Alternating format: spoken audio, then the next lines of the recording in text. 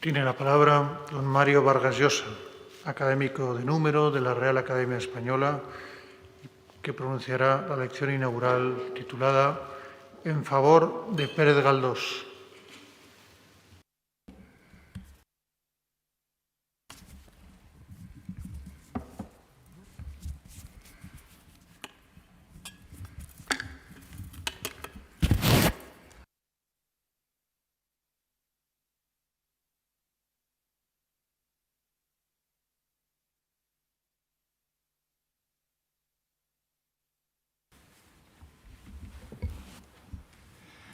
Majestad,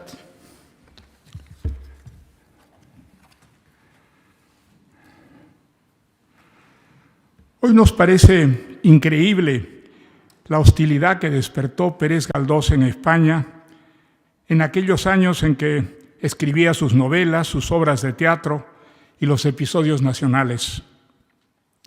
Tenía sus partidarios, por supuesto, pero no menos adversarios.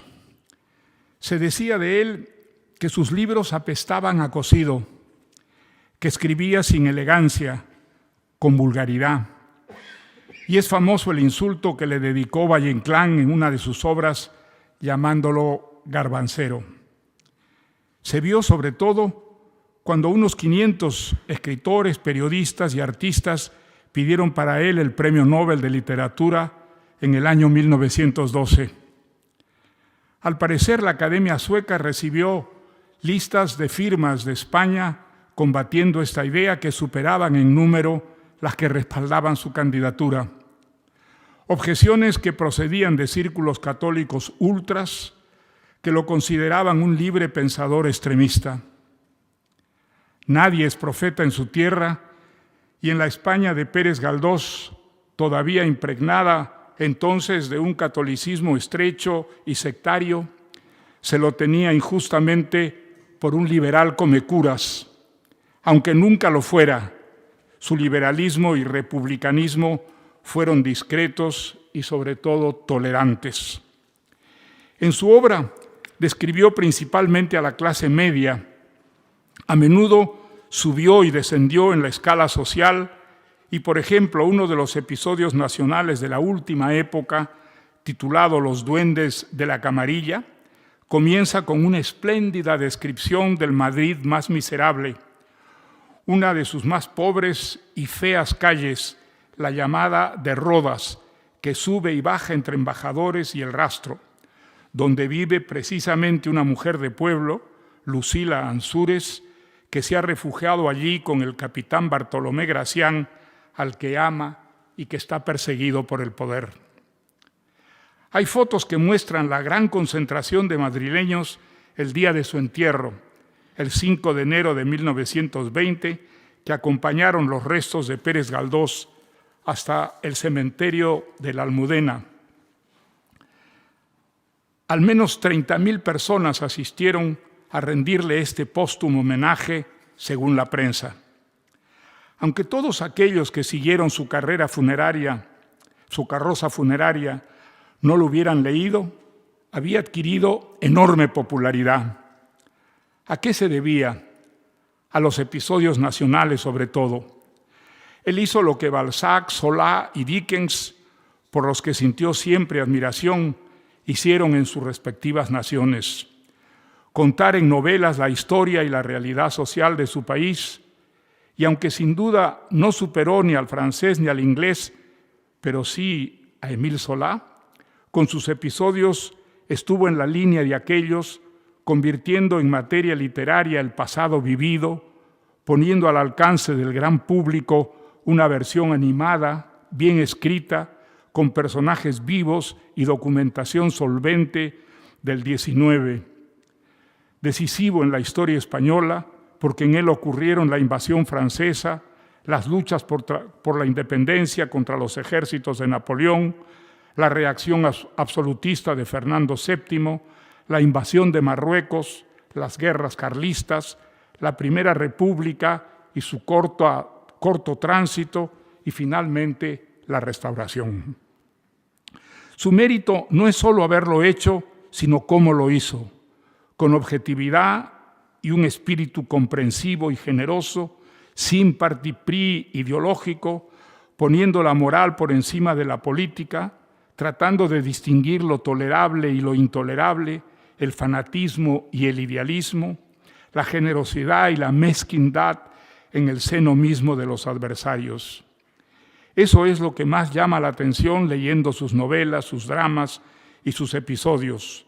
Un escritor que se esfuerza por ser imparcial. Salvo tal vez en lo que se refiere a la frivolidad de las clases altas y medias, sobre todo en la época de la Restauración, contra la que fue implacable. Esa limpieza moral da a los episodios nacionales su aire justiciero y por eso sentimos sus lectores desde Trafalgar hasta Cánovas gran cercanía con su autor. Se advierte también en su vida privada. Permaneció soltero y sus biógrafos han detectado que tuvo 3 amantes duraderas y al parecer muchas otras transeúntes. A la primera, Lorenza Cobián González, una asturiana humilde, madre de su hija María, de su hija María, a la que reconoció y dejó como heredera, que era analfabeta, le enseñó a escribir y leer. Sus amoríos con doña Emilia Pardo Bazán, mujer ardiente, salvo cuando escribía novelas, son bastante inflamables. «Te aplastaré», le dice ella en una de sus cartas.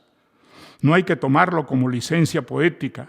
Doña Emilia, escritora púdica y militante cultural feminista, era en su vida privada un diablillo lujurioso.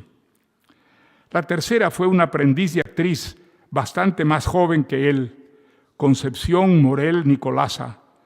Pérez Galdós apoyó su carrera teatral y el rompimiento, en el que intervinieron varios amigos, fue discreto.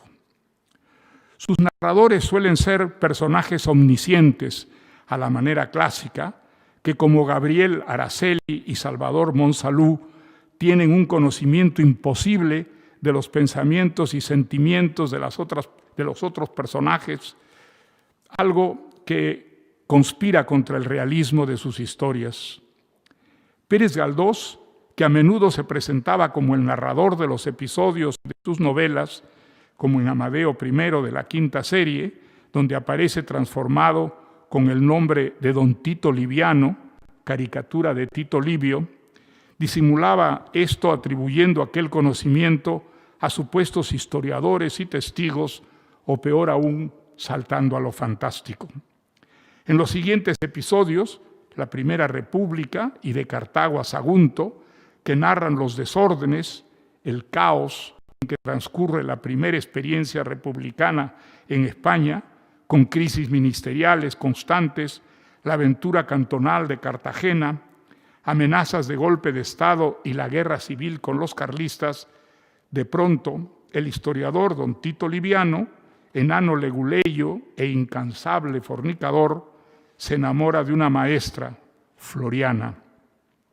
Esta en realidad es una ninfa y arrastra al historiador en un paseo subterráneo lleno de sorpresas mágicas como toros monumentales y pacíficos que sirven de cabalgaduras a las delicadas figuras femeninas que pueblan el subsuelo madrileño. En realidad, se trata de una recreación imaginaria de la Grecia clásica, de un sueño fantástico. Todo esto interrumpe la acción de manera arbitraria, introduciendo en ella una fantasía nada persuasiva. En el penúltimo episodio, de Cartago a Sagunto, hay una inolvidable descripción de la toma de Cuenca por el ejército carlista, donde la realidad se llega a confundir con lo diabólico por la ferocidad de las matanzas, degollinas y saqueos que preside nada menos que una amazona, doña María de las Nieves, de una crueldad y salvajismo indescriptibles. Cuando en 1873 Benito Pérez Galdós empieza a escribir la primera serie de los episodios nacionales, concibe un conjunto de 10 novelas que termina apenas en 2 años. Casi de inmediato inicia la segunda serie, compuesta de otras 10 historias. En verdad, se pasaría el resto de la vida, con un intervalo de 19 años entre la cuarta y la quinta serie, escribiendo esta sarta de novelas o novela suprema, compuesta de novelas particulares que dejó inconclusa a la hora de morir. El realismo de Pérez Galdós es discutible, sobre todo en los episodios nacionales. Es más realista y mejor escritor en sus novelas sueltas, pero el conjunto sobrepasa aquellos empeños particulares y en los episodios está más cerca del romanticismo, pese a que uno de sus personajes, Pedro Illo, el curita furibundo de Mendizábal, echa la culpa del caos español a Víctor Hugo y Alejandro Dumas, a quienes en diálogo con Fernando Calpena quisiera cortarles la cabeza. Son románticos en los episodios sus amores imposibles y castísimos, bañados de llanto, sujetos a toda clase de infortunios que se prolongan en el tiempo, en diálogos que se convierten a veces en discursos hasta encontrar un final generalmente feliz. Muchos de sus personajes, como Lord Grey de Cádiz, inglés que ha venido de Inglaterra a España seducido por su color local, son típicos del romanticismo. Y hasta el encanto de la descripción épica y heroica de las batallas en las que Pérez Galdós siempre descuella. También acierta en las descripciones de caras, cuerpos y vestidos de los personajes, sobre todo en las caras, los ojos, las bocas, las orejas. Ve en ellos un espejo psicológico, huellas de una bondad o maldad congénitas, así como detrás de los cuerpos flacos o fofos, estilos perversos o angelicales. En esto no hay duda, aprendió mucho de Balzac. En su primer viaje a París en el verano del 87, según cuenta en Memorias de un desmemoriado, había comprado un volumen de Balzac, Eugénie Grandet, y dice que luego llegó a tener la colección de 80 y tantos tomos de la comedia humana. Todas las novelas que conforman los 47 episodios están escritas a la manera tradicional, siguiendo un orden cronológico. Las excepciones aparecen solo en la tercera serie, en la estafeta romántica, escrita a base de cartas de los personajes entre sí y en la que el lector se entera retroactivamente de detalles y aspectos de sucesos que hasta entonces solo ha conocido de manera superficial. Entre estas cartas hay una notita de humor de la joven Gracia que, cito, «como me equivoco siempre en las H's, he determinado suprimirlas, y así no tengo que devanarme los sesos para saber dónde caen y dónde no». En Aita Tertauen, de la cuarta serie, hay un sorprendente cambio de narrador a partir de la segunda mitad de la novela. Hasta entonces la narra Juan Santiusti, un español que se entusiasma como sus personajes con la acción militar de España contra Marruecos, pero luego de iniciada esta, el narrador pasa a ser un supuesto marroquí llamado Sidi Mohamed el Nasiri, en verdad un español renegado, Gonzalo Ansúrez, hombre importante de Tetuán, que por varios capítulos narra las acciones militares desde el punto de vista de quienes serán derrotados por los 3.000 soldados del ejército del general O'Donnell.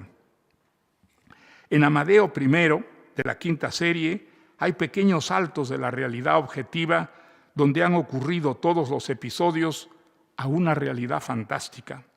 La visita que hace el narrador personaje, don Tito Liviano, a la cueva de la bruja Graciela, que luego desaparece, y su misteriosa compañía al rey Amadeo I en su visita a una dama galante. Son solo instantes que carecen de sentido, pues el relato sigue luego en la realidad objetiva donde han sucedido todas las historias hasta ahora. Pero en el siguiente episodio, la Primera República, se vuelve a repetir el salto hacia lo fantástico cuando el supuesto historiador don Tito da un paseo imaginario por los subsuelos de Madrid guiado por la maestra Floriana, que en realidad es una ninfa. En los episodios de la tercera serie hay una abundancia de cartas en el texto de la novela que funcionan bastante bien para describir el amor y la amistad y a veces, como el episodio Sin H's de Gracia, introducir un momento de comicidad. Para narrar batallas es menos efectivo. Ocurre sobre todo en los textos de Fernando Calpena a su novia Demetria, relatando la rebelión nacionalista de Cataluña, suprimida con dureza por los generales Espartero y Van Halen. En una carta privada, aquellas acciones pierden fuerza y el lenguaje se estereotipa a veces hasta dar una impresión de superficialidad. En la última serie de los episodios, Pérez Galdós, que había retornado al teatro y con mucho éxito, intentó en sus novelas utilizar por momentos la forma teatral de los guiones y dramas, presentando la voz de los personajes directamente a la experiencia del lector, siempre antecediendo el nombre propio del personaje que hablaba a aquello que decía. Era una antigua forma que utiliza el Ulises de Joyce, sobre todo en el capítulo Circe de su novela. En ese capítulo de grandes inventos y audacias formales funcionó muy bien porque venía acompañado de enormes transformaciones en la forma narrativa. Pero a Pérez Galdós y a todos los escritores que lo han intentado nunca les resultaron funcionales. Por el contrario, retrasaban la acción y desactivaban la ilusión de lo narrado. No es seguro que la expresión teatral y narrativa sean equivalentes. Los episodios mismos son desiguales en calidad literaria. Los hay excelentes. Los peores están en las últimas series que retomó en 1898, pese a que en ellos aparece la sentida y conmovedora descripción de la agonía y la muerte del general carlista Tomás de Zumalacárregui, al que llamó el mejor estratega de España, y la espléndida batalla de Bilbao cuando el frustrado asalto carlista a la ciudad. Pero en esta cuarta serie de novelas figura la de Los tristes destinos, que narra la Revolución Liberal de 1868, la gloriosa, y la caída de Isabel II dentro de un gran movimiento popular. Desgraciadamente, todo esto de importancia capital para la historia de España no está muy bien contado, pues intercala con el relato de la angustia de Santiago Ibero por saber si Teresa lo engaña con un noble, pesadillas absurdas y un decaimiento del lenguaje atribuible tal vez al avance de la ceguera que atormentó a Pérez Galdós en los últimos años de su vida. En la quinta serie vuelve el gran escritor, sobre todo en España trágica, donde está muy bien narrado el atentado contra el general Prim, su agonía y su muerte el 30 de diciembre de 1870, mientras llega a España para ocupar el trono el recién elegido monarca Amedeo I. Los episodios comienzan maravillosamente en Trafalgar con Gabriel Araceli, todavía niño, que haciendo la guerra se hace hombre y descubre el patriotismo. Pero hay también en esta cuarta serie episodios que apenas se sostienen, como Las tormentas del 48, unas memorias escritas en primera persona por José García Fajardo, que casi no guardan referencias a hechos históricos de importancia y se concentran en la vida de un antiguo seminarista, jugador y bohemio, que resuelve sus problemas casándose con una mujer rica y fea. Es una de las más débiles novelas de la serie. En cambio, el episodio más logrado de todas es seguramente Juan Martín el Empecinado, en el que se describe el estallido de las guerrillas, decisivo para contener a la invasión francesa y los planes de Napoleón Bonaparte de instalar a su hermano José como rey de España. Los personajes son inolvidables: el propio Juan Martín, su lugarteniente Vicente Sardina y el atrabiliario Mosén Antón, el cura guerrillero. La sublevación de la gente más pobre y humilde contra la invasión francesa a través de las partidas o guerrillas espontáneas, espléndidamente descrita por Pérez Galdós, desconcertó a los invasores. No se esperaban que la gente más miserable, jornaleros, campesinos, curas de pueblo, vagos, cuatreros, se alzaran en ese gran movimiento patriótico contra los invasores, armándose con lo que tenían y podían y apoyando de manera resuelta al ejército regular. El patriotismo es un sentimiento peligroso que puede desembocar en el nacionalismo fanático y hasta en el terrorismo, pero en este caso lo fue solo a medias. Los círculos afrancesados españoles, entre ellos los masones, siempre ridiculizados en los episodios nacionales de Pérez Galdós, no eran traidores, excluidos los oportunistas como Juan de Pipaón, que se disponían a medrar con el gobierno de José Bonaparte. Buen número de españoles decentes, generalmente intelectuales, como Espronceda y la familia de Larra, sobre todo el padre del gran periodista literario, un médico, que querían el progreso de España en el sentido democrático y liberal, es decir, la disminución del poder de la Iglesia y más legalidad y libertad, fueron afrancesados, además de Goya, quien a raíz de la reacción absolutista se exilió en Burdeos. El patriotismo del pueblo español se levantó también contra los afrancesados al sublevarse contra la ocupación, y este hecho daría alas después a la reacción ultramontana carlista.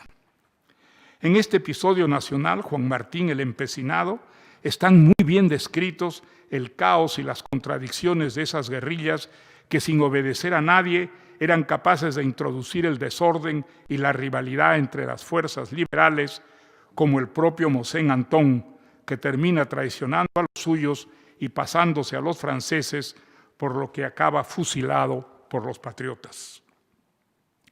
De otro lado, entre los afrancesados reales o supuestos, no solo había oportunistas. Algunos, como Salvador Monsalud, héroe del equipaje del rey José, se enrolaron en el ejército francés para tener que comer.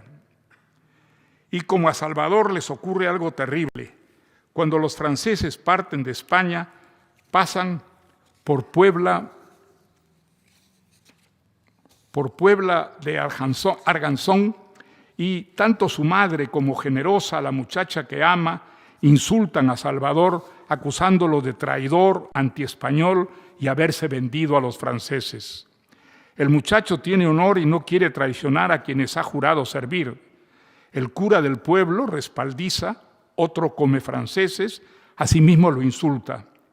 No es extraño que Salvador Monsalud quede desde entonces sumido en cierta neurosis y que toda su trayectoria posterior esté marcada por la turbación de la que ha sido víctima. Otro de los mejores episodios en la segunda parte es el terror de 1824, que describe la represión y las violencias que se desatan en España luego de la abolición de la Constitución de Cádiz. Son años de espanto, de desaparición de las libertades públicas y privadas, en que los ciudadanos desaparecen, se llenan las cárceles, las ejecuciones sumarias se multiplican, se restablece en los hechos la Inquisición, las venganzas personales se disimulan tras las acusaciones políticas. Don Benigno Cordero y su hija Elena son apresados por una denuncia de Francisco Romo, que en verdad solo quiere castigar a esta muchacha por no haberle hecho caso, y un baño de oscurantismo y terror se derrama sobre el país, que retrocede luego de creer que había dado un paso irreversible hacia la modernización y la libertad. La horca estaba siempre en pie, dice el relato, y una de sus víctimas es Riego, cuyo holocausto es una de las páginas más logradas de los episodios. Otro resultado de esa pisonadora retrógrada es que don Benigno Cordero, luego de salir de la cárcel, pese a sus firmes convicciones democráticas, decide apartarse de la política y concentrarse exclusivamente en su familia. La turbación de Salvador Monsalud no es la única. Varios personajes se desequilibran mentalmente y rozan la locura o se hunden en ella ante la magnitud de las catástrofes que vive España. Es difícil entender las burlas y la reprimida hostilidad de Pérez Galdós contra los masones, así como la manera superficial y algo burlona con la que describe las Cortes de Cádiz y la primera Constitución española democrática y liberal. La verdad es que en los episodios nacionales hay siempre contra los masones un prejuicio, aunque del otro lado estaban los carlistas y compañía, es decir, quienes rechazaban los acuerdos de las Cortes de Cádiz y la Constitución, democratizando la monarquía de España, un país al que querían convertir en una sacristía. Sin embargo, estas decisiones eran más retóricas que reales y en el fondo, en el mundo de las ideas, los valores y los principios existían apenas. Pero sería injusto no mencionar la magnífica descripción que hace Pérez Galdós de las Cortes luego de la Revolución Liberal de 1868, narrada en España sin rey a través del bailío, es decir, don Wilfredo de Romarate y Trapinedo, carlista, ultracatólico y algo payaso, que escucha horrorizado por primera vez en su vida a oradores ateos, queda seducido pese a sus convicciones oyendo a Cánovas y comete en esos días excesos de los que se arrepiente el resto de su vida. Una borrachera, una noche de amor con la africana y la impresión de que España ha cambiado y no volverán ya las buenas costumbres cristianas de antaño. En el mismo episodio de España sin rey, termina bastante mal, con una broma quijotesca que desemboca en tragedia cuando la celosa Fernanda clava una espada que mata a Séfora a punto de escaparse con el seductor don Juan de Urríez. España trágica, el siguiente episodio, comienza muy bien con el romance delicado de Fernanda y Vicente Alconero, narrado con mucha solvencia, que termina pronto, sin embargo, con la súbita muerte de aquella, algo que recuerda a Fernando, helenista flamante, una instancia de la clásica Grecia con la que vive obsesionado.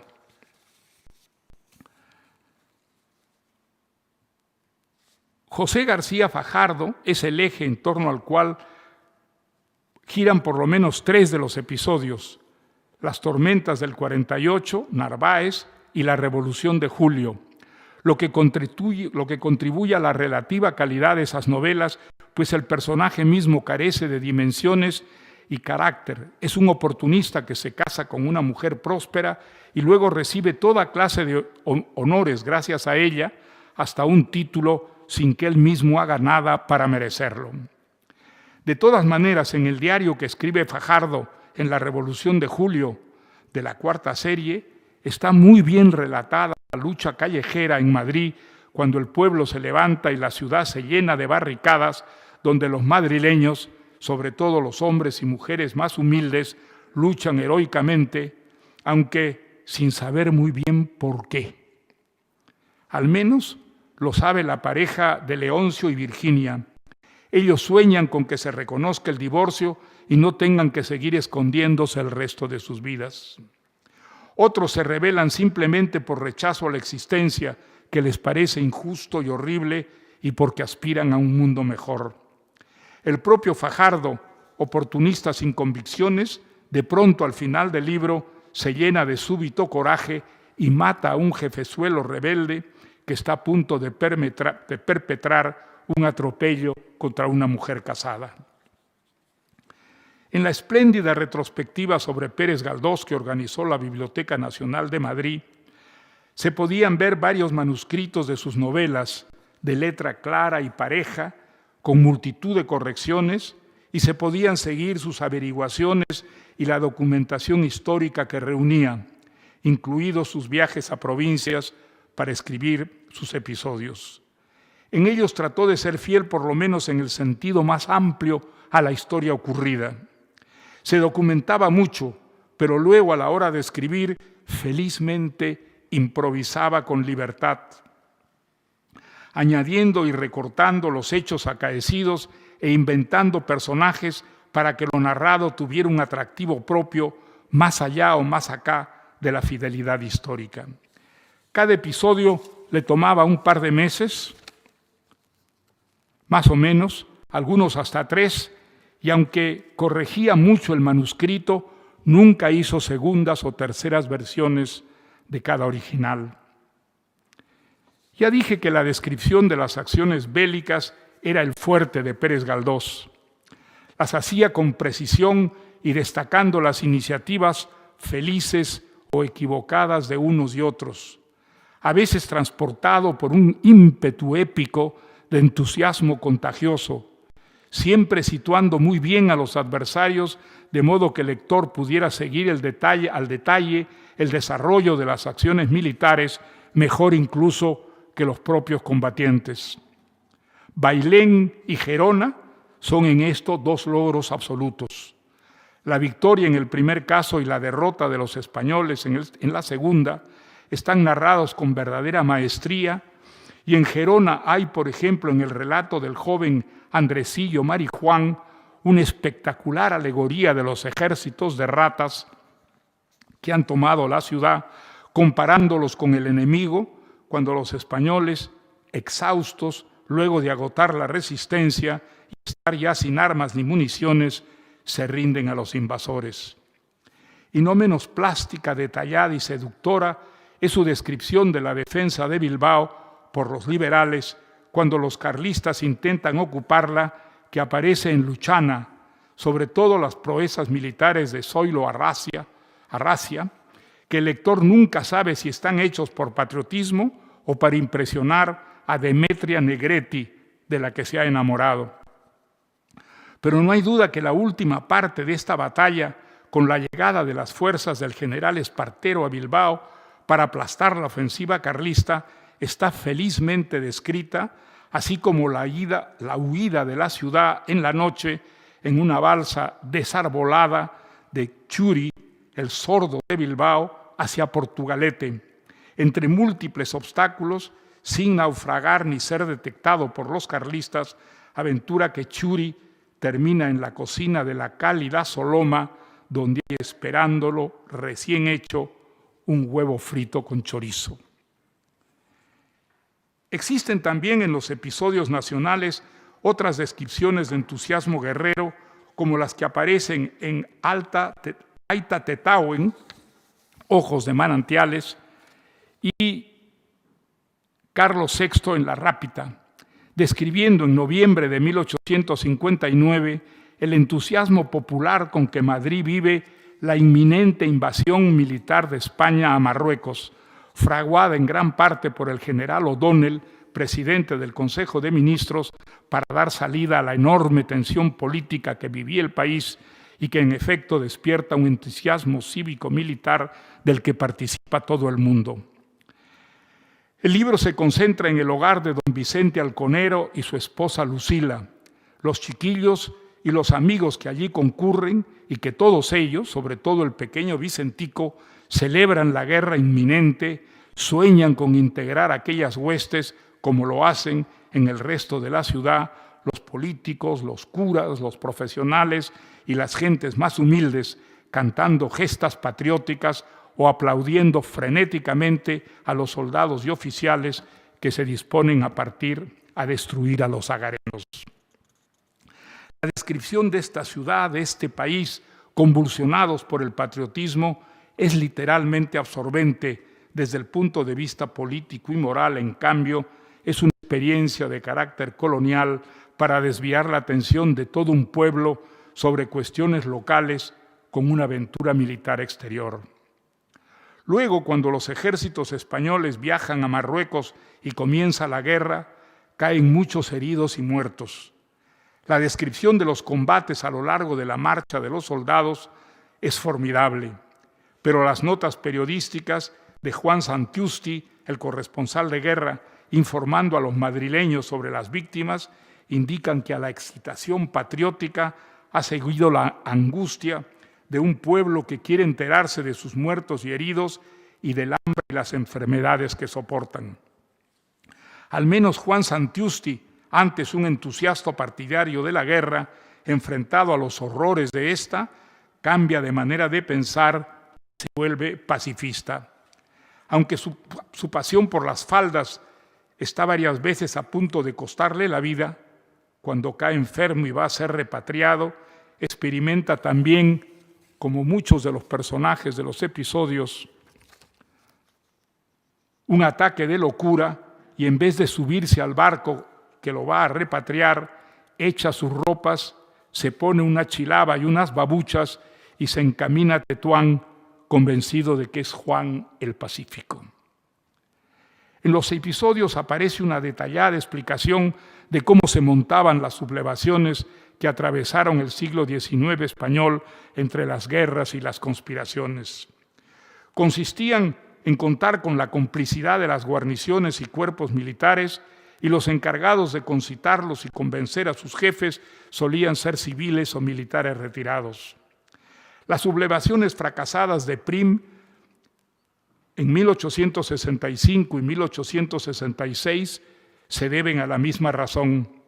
Recibe muchas promesas, pero como ocurre con la tragedia de los sargentos del cuartel San Gil, los partidarios de la reina Isabel II se adelantan a los coroneles o generales rebeldes, los convencen de que no se subleven y más bien denuncien a los alzados, entre los que suelen encontrarse a menudo los sargentos de artillería.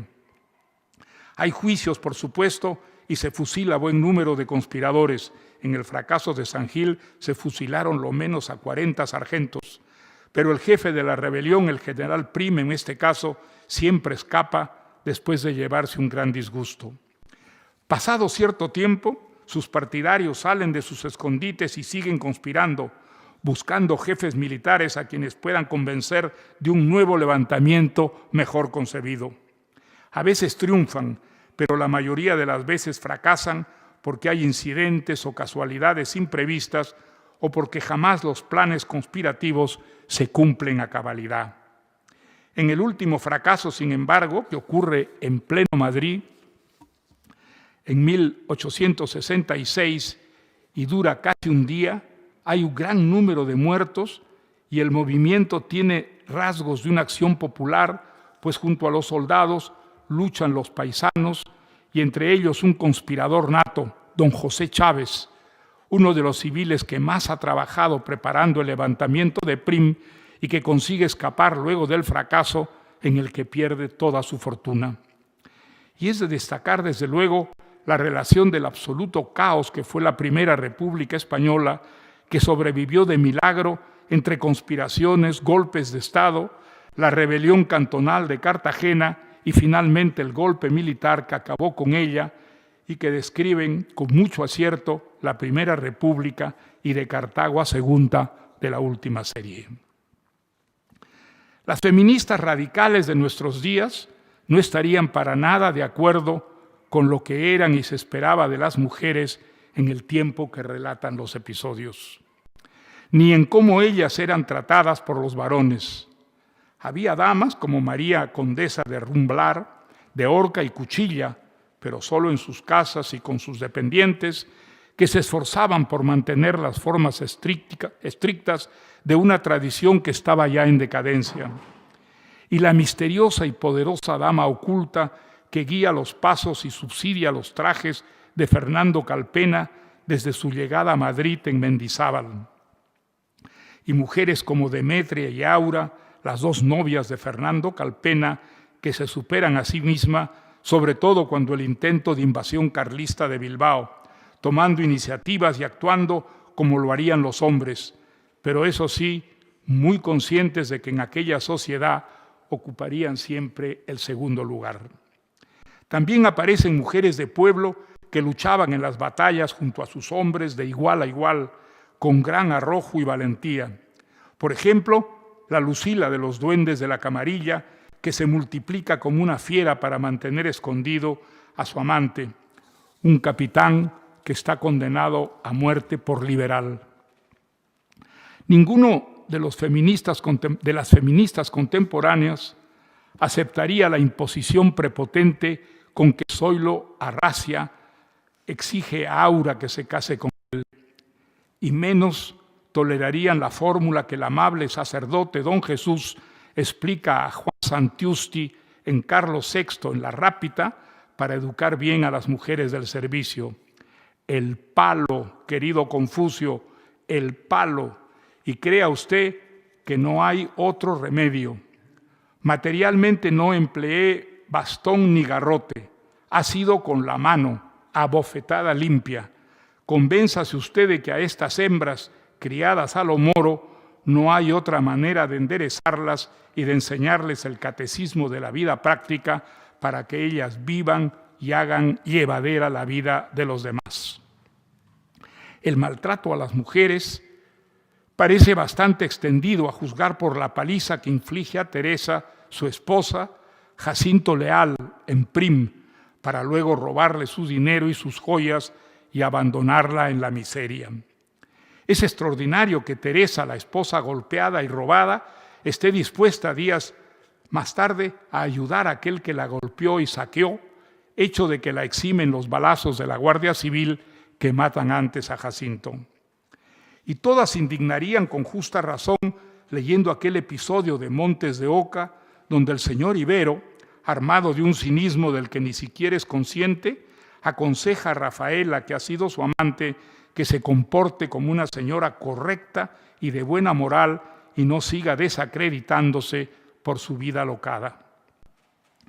En episodios de la quinta serie, Cánovas, aparece Casiana, una bella muchacha de pueblo que es analfabeta, la última amante de Tito Liviano, a quien portaestandarte de Pérez Galdós, enseña a leer.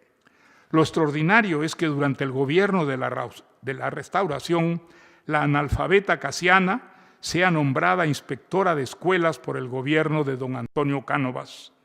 Don Tito Liviano comenta con justicia: todo era ficciones, favoritismos y un saqueo desvergonzado del presupuesto. En aquella España, el sueño de todas las muchachas de clase media era pescar un buen marido. Así lo describe el episodio Bodas Reales, donde vemos a las hijas de los manchegos don Bruno y doña Leandra, Eufrasia y Rafaela, desesperadas porque sus novios retrasan cada vez más el matrimonio. Pero uno de los personajes preferidos y tratados con más cariño por Pérez Galdós irritaría sobremanera a las feministas contemporáneas, acaso más que el cínico Ibero. Me refiero a Sola, la eterna enamorada de Salvador Monsalud. Nunca confiesa a nadie este amor, discreta, sumisa, obediente, siempre dispuesta a hacer el bien a su alrededor y que nunca pide nada para ella, silenciosa, incansable en las labores domésticas, convencida de que su función es estar siempre al margen y al servicio de ese ser superior, el hombre, exactamente la negación de lo que el feminismo contemporáneo espera de la mujer. Solita es una sombra, un ser dominado y servil, frustrada en todo a lo largo de las historias en que participa, hasta que al cabo de los años y por obra más de la casualidad, sucede al fin su boda con Salvador Monsalud, con la que ha soñado toda su vida. Es cierto que a medida que la visión del novelista baja del ápice social al sector popular, la española de entonces es más libre porque trabaja y gana un salario y eso le permite tomar más iniciativas como a Lucila en Los Duendes de la Camarilla, en tanto que las mujeres de la alta burguesía y la nobleza están inutilizadas por la rigidez de las convenciones y reglas que regulan sus vidas. Pero lo cierto es que ni una ni otra son de veras libres. Todas ellas están sujetas a esa condición discriminada y secundaria de la que solo mucho después las españolas comenzarían a emanciparse. El único personaje femenino de los episodios nacionales que está a la altura del feminismo radical es, no una española, sino una inglesa, la simpática Miss Fly, Miss Mariposa, de una audacia ilimitada. Se pasea por los escenarios de la guerra, cruzando y descruzando los respectivos dominios del adversario, actuando en ellos con una libertad sin freno, gracias a sus buenas relaciones, y portándose a veces como una verdadera guerrera, es decir, como un hombre. Al mismo tiempo es elegante, bella, locuaz, una aventurera que toma iniciativas todo el tiempo, incluso en el amor. El amor suele ser uno solo en la vida de los personajes, tanto femeninos como masculinos. Algunos pocos cambian de amores, como Salvador Monsalud, pero es excepcional. Lo normal es, como ocurre en Mendizábal, don Fernando Calpena ve a Aura y piensa en el acto: si esta mujer no me quiere, me mato. Los enamoramientos son veloces, intempestivos, románticos, y los suele rondar la muerte. Calpena, cuando ve a Aura, siente ganas de gritar y de tirarse al suelo. Luego, por obra de las circunstancias, cambia de amores y termina de novio de la bella Demetria, con la que termina casándose. No son menos románticos los amores de Gabriel e Inés, hechos de revelaciones sorprendentes, casualidades milagrosas y revelaciones espectaculares que convierten a seres humildes en herederos de noble alcurnia, y donde el milagro o la casualidad desempeñan una función central, como en las novelas románticas. Lo mismo ocurre con el amor apasionado del comandante carlista Nelet en la campaña del Maestrazgo por la monja y santa Marcela Luco, a quien el galán, apoyado por don Bertrán de Urdaneta, acosa para que acepte casarse con él. Este amor apasionado lo lleva a la locura, con sueños, pesadillas y apariciones fantasmales, tanto que termina matando a su amor y suicidándose. Y no menos espectacular es el enamoramiento del comandante de caballería Manuel Catalá de la coqueta Rafaela en Montes de Oca, que enloquecido de amor confiesa a un amigo, Ibero: antes de 2 días haré lo único que cabe para poner fin a esta situación. La mato y me mato. He comprado 2 pistolas muy seguras y las tengo bien cargadas. Porque no me quiere, la mato a ella. Porque la adoro, me mato yo. Y no se crea que estos amores inmediatos sean solo masculinos.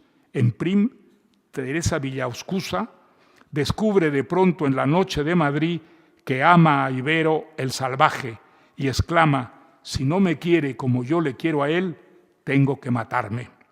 El amor, inseparable de la muerte, como en todo drama romántico.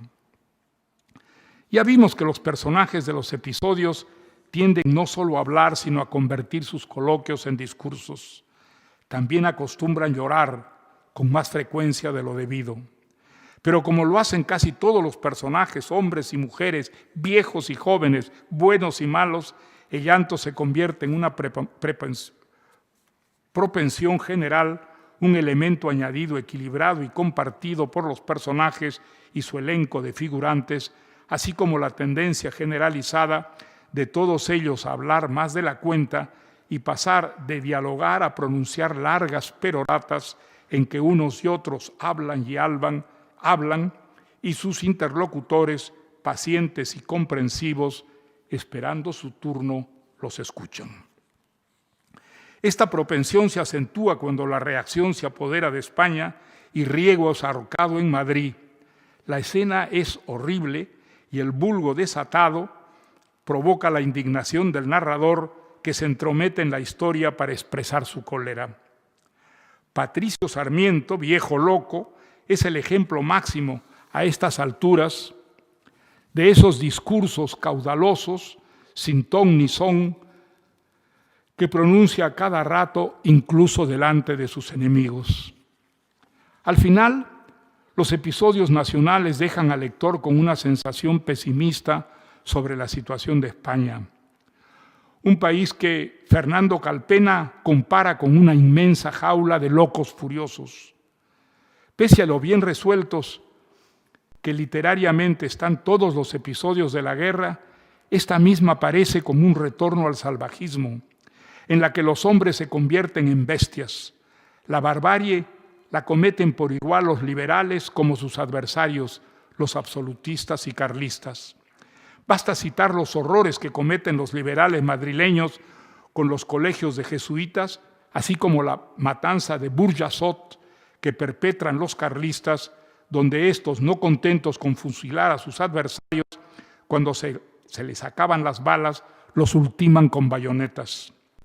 A esta última matanza asiste horrorizado don Beltrán de Urdaneta, prisionero del general don Ramón Cabrera, cuando los carlistas en su marcha hacia Valencia perpetran una degollina generalizada de sus adversarios y donde su jefe, el general Cabrera, dice oyendo a sus soldados: «Hoy no les puedo negar nada». Dicho sea de paso, la ferocidad de Cabrera tiene una razón de venganza, pues los liberales fusilaron a su madre. Cuando se habla de liberales, en aquella época el concepto quiere decir fundamentalmente moderados, partidarios de disminuir la presencia y la influencia de la Iglesia en la vida española.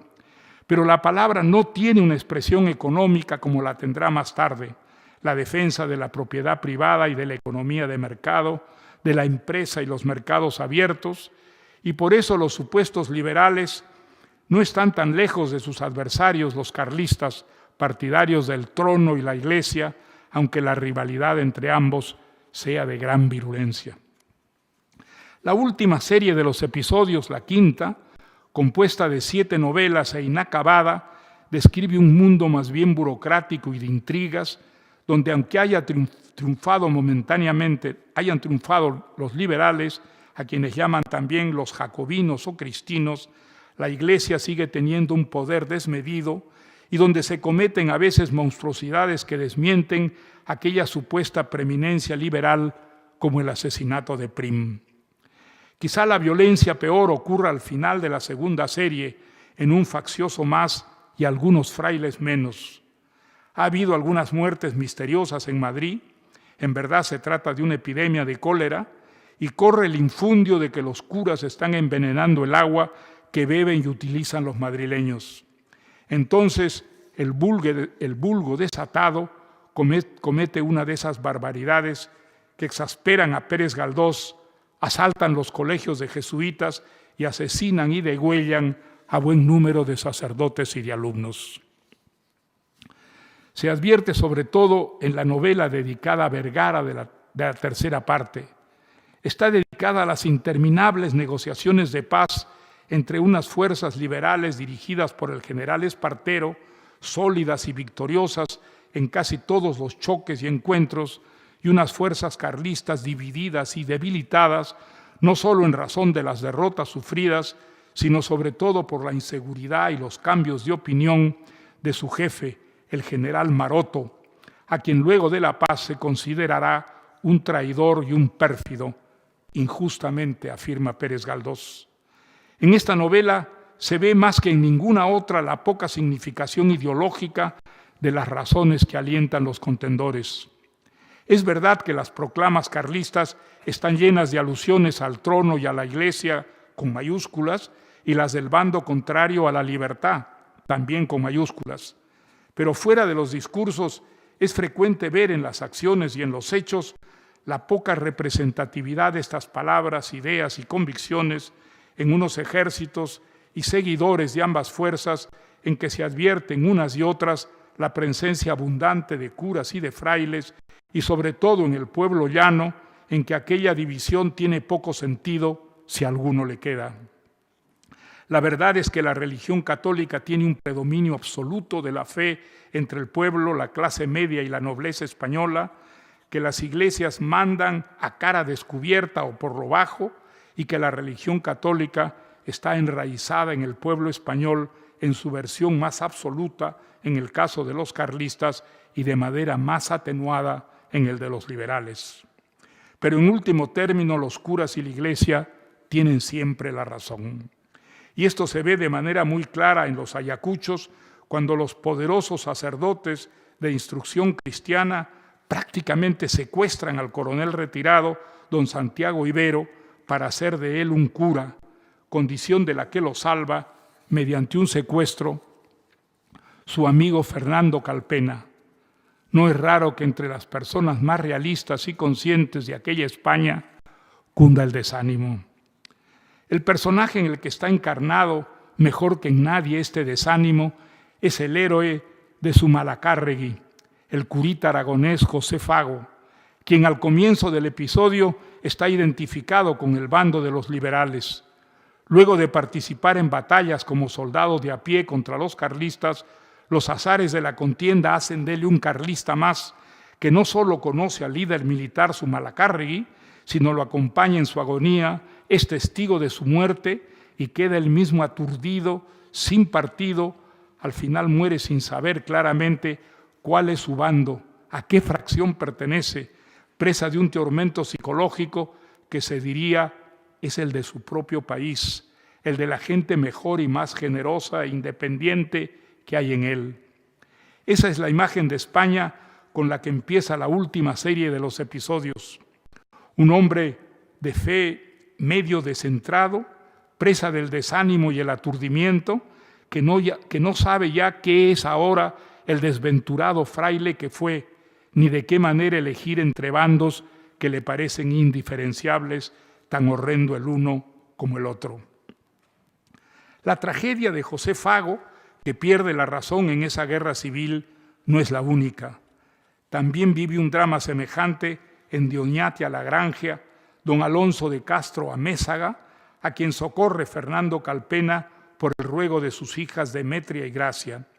Aquel ha perdido el juicio y de manera demencial pronuncia discursos de subido color cristino en un pueblo que es baluarte del carlismo. Y tampoco está tan lejos de su caso el personaje de la campaña del maestrazgo, el noble don Beltrán de Urdaneta, que a la vez que merodea por regiones desérticas, llega a la conclusión deprimente de que en España todos estamos locos, empezando por él mismo. Al igual que él y que don José Fago, muchos otros actores de los episodios parecen igualmente desquiciados, incluso el propio general Maroto, cuando las negociaciones de paz por la tensión y la violencia de la guerra. Caso todavía más trágico y encima grotesco es el del coronel Andrés de Villaescusa, que en un episodio de O'Donnell, por cumplir sus obligaciones militares, pese a ser víctima de terribles dolores de estómago, termina metiéndose un tiro en la cabeza, abrumado por el retorcimiento de sus tripas. Señor, España enriqueció la vida europea, las artes y las letras, por supuesto, pero también la economía, y su influencia fue enorme sobre el resto del mundo.